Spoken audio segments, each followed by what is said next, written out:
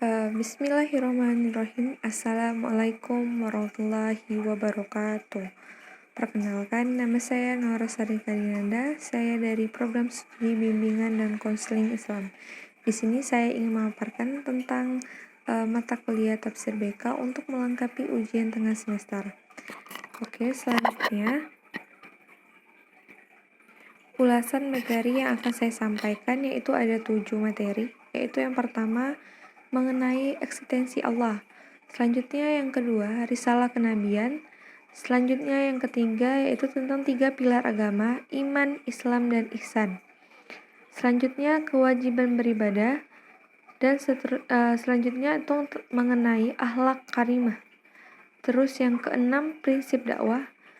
Dan terus yang terakhir yaitu tentang Islam agama pluralis dan universal.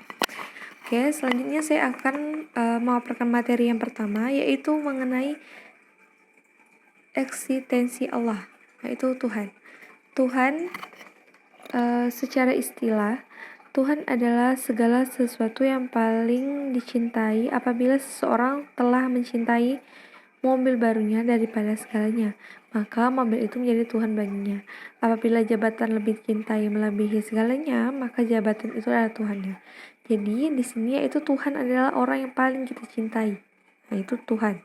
Sedangkan akhlak itu akidah, dengan demikian dapat disintesiskannya yaitu kepercayaan dan keyakinan terhadap Allah sebagai Tuhan, serta beriman dengan adanya malaikat, kitab-kitab, para rasul, hari akhir, dan beriman dengan takdir Allah dalam menjalani kehidupan di dunia untuk dapat berjumpa dengan Tuhannya dengan mengerjakan amal soleh dan menjauhi perbuatan yang dibenci Tuhannya. Jadi akhlak merupakan perilaku yang baik. Oke, selanjutnya yaitu seseorang yang beriman berarti mengakui eksistensi Tuhan. Pengakuan ini mengandaikan pula Tuhan sebagai yang maha kuasa, yang daripadanya segala sesuatu berasal dengan menyebut Tuhan. Seseorang sudah meyakini dia sebagai sang kebaikan. Itulah Tuhan. Nah, begitu pula dengan jurusan yang saya ambil yaitu tentang bimbingan dan konseling Islam. Mengenai sangkut pautnya dengan eksistensi Allah, yaitu begitu pula dengan tugas konselornya, yaitu meyakinkan konselingnya untuk sebagai seorang yang bertuhan. Tuh. Oke, selanjutnya materi yang kedua yaitu mengenai risalah kenabian.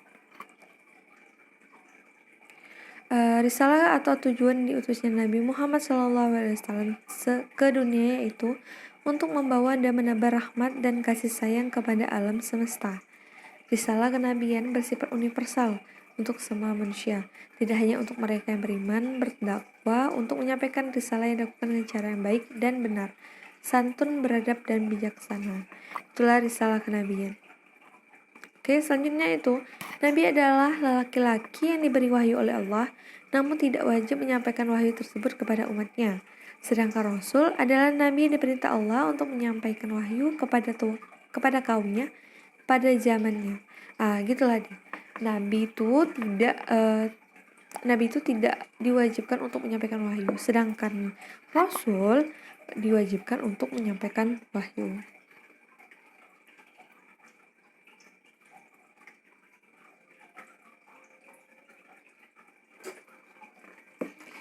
Oke, selanjutnya itu tentang risalah kenabian, yaitu ayat yang menjelaskan tentang Rasul.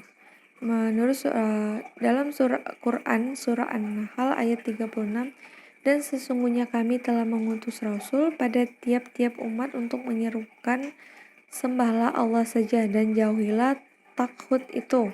Maka di antara umat itu ada orang-orang yang diberi petunjuk oleh Allah, dan ada pula di antaranya orang-orang yang telah pasti kesehatan baginya. Itulah dari surah An-Nahl ayat 36.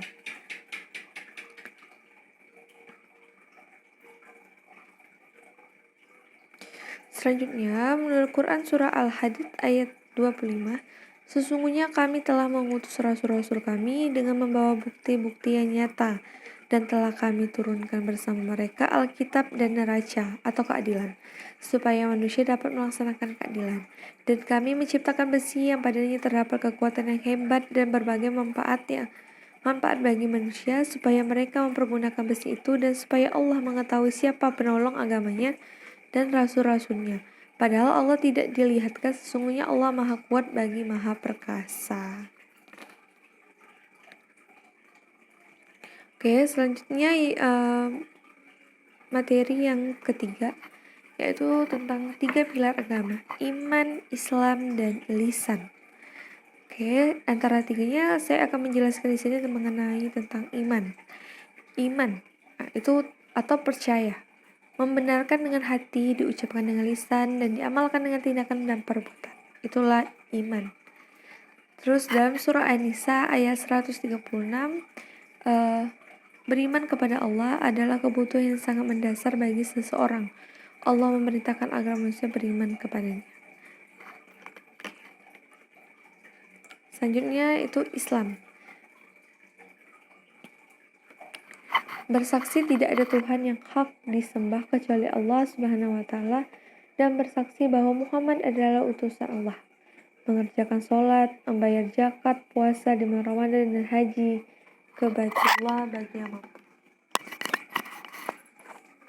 Selanjutnya yaitu Ihsan. Menyembah kepada Allah Subhanahu wa taala seolah-olah kita melihatnya. Apabila tidak bisa melihat Allah Subhanahu wa taala, maka yakinlah bahwa Allah Subhanahu wa taala itu melihat kita. Jadi ketika kita menyembah Allah, walaupun kita tidak melihatnya, tapi kita seolah-olah melihatnya. Dan apabila kita tidak bisa melihat Allah, maka yakinlah bahwa Allah itu melihat kita, dan Allah itu selalu ada bersama kita. Ya, selanjutnya yaitu hubungan antara Islam, iman, dan ihsan. Sini antara ketiganya itu memiliki hubungan, yaitu adalah satu kesatuan yang tidak bisa dipisahkan.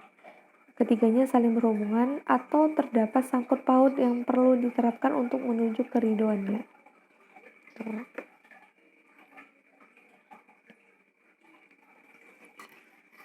Itu sekarang mengenai kewajiban beribadah, itu ibadah.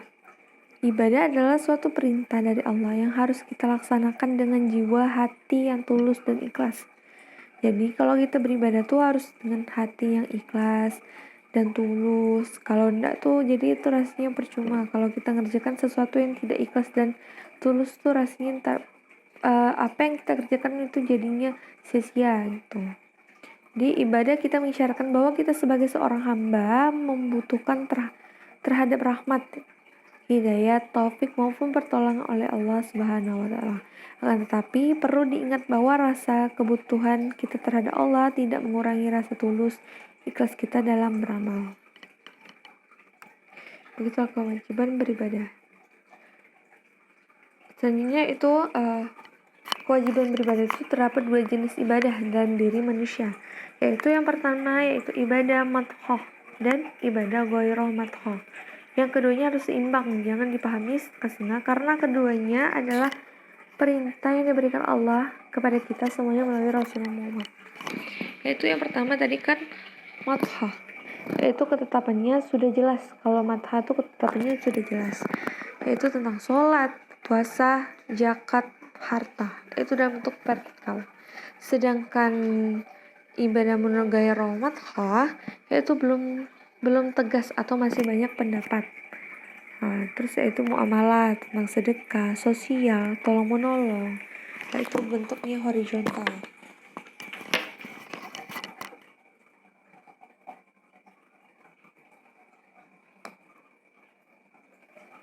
Adapun surah mengenai kewajiban beribadah, yaitu yang pertama yaitu surah Al-Baqarah ayat 21, terus surah Al-Zariyat ayat 56, dan surah Yasin ayat 60-62, surah Maryam ayat 65, surah An-Nahl ayat 36.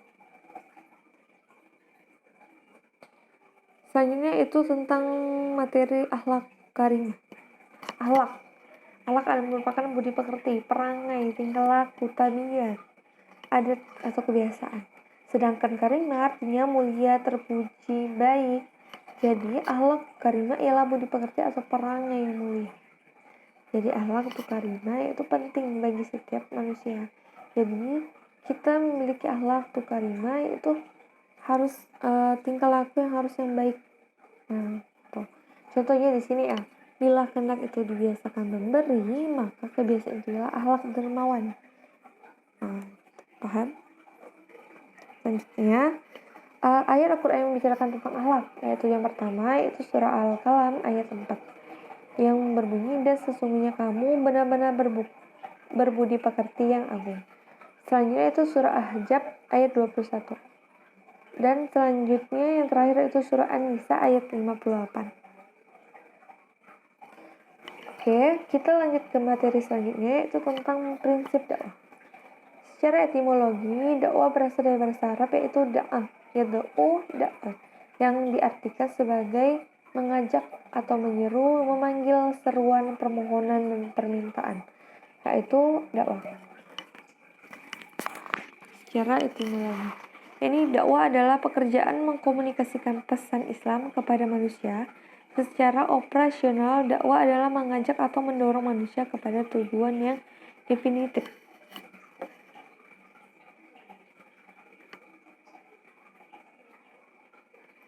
Oke, selanjutnya itu ayat mengenai dakwah secara luas, yaitu surah Al-Imran ayat 104, surah An-Nahl ayat 125, surah Al-Maidah ayat 67.